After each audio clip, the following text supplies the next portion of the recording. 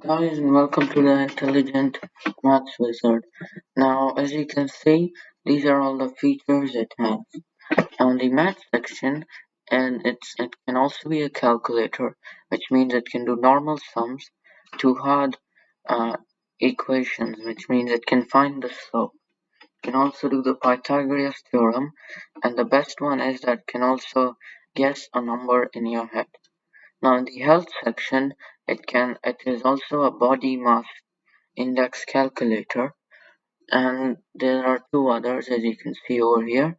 And as others which do not qualify as maths and health, there's a simple translator which can translate a word from one language to another, and a binary calculator which can convert a denary number or normal number into a binary number.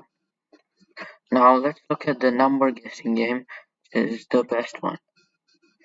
Now as you can see, this is the code right here.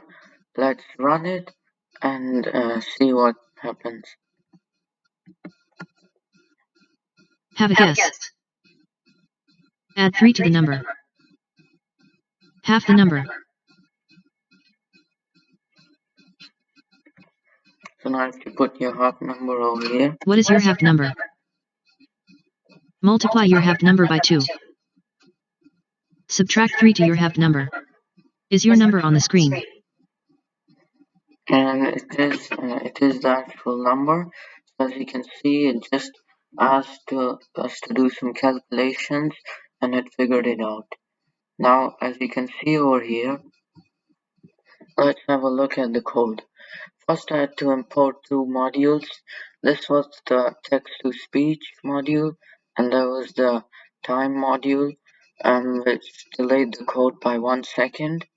And this line just initialized the module, and first I had to just display the problems or the instructions on the screen and say them as a bonus, and then this meant I just had to wait for 1 second and I had to keep on doing this until I had to ask the user what his half number was so that I could work backwards, and then I kept on doing it.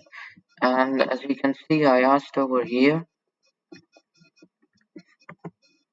and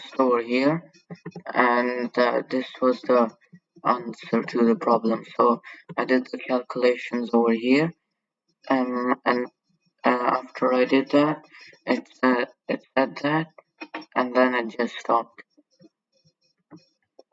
So yes, that was about it.